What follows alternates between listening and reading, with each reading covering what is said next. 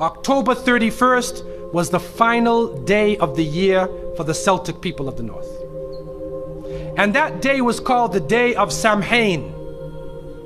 And this individual, wal-iyadhu billah, was supposed to be their god of the spirits of the dead, of evil again. And according to their belief, the evil spirits would rise to the surface and would terrorize people on that evening. And on that evening, if you did something wrong to a person, they'd come back to get you on that night. So some people would put on a disguise, so you couldn't recognize them on October 31st on that evening, and then they would be safe. Also, they would burn fires.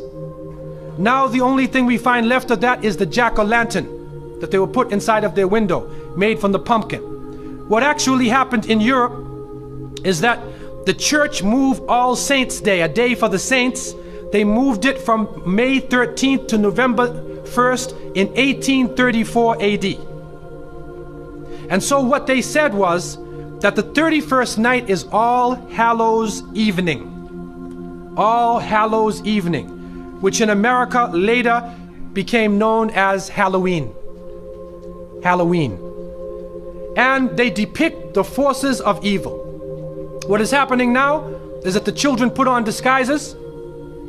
They dress as little devils, little witches, as goblins, vampires, anything evil, and they go out.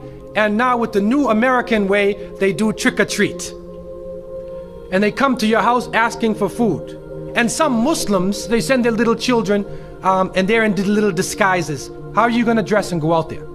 As little devils, little shayateen. And so to send a Muslim child out to trick-or-treat is a demeaning, lowering thing. You ask them to... Then they're dressed up as a way that they're not.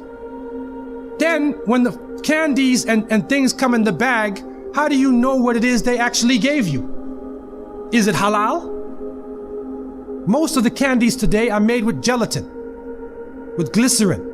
They're made with pork products. And what is also happening is that there are some evil, wicked-minded people who are attacking children on that night.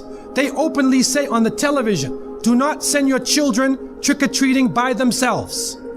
Do not go in darkened streets. Move as a group. Don't go to a house that you don't know the people on the inside. And there are literally groups of Satanists who are capturing children, and they're performing a rite, sacrificing the child on that evening of Samhain, supposedly to get more spiritual power. It's happening right now. And so from so many angles, Muslims should have nothing to do with Halloween.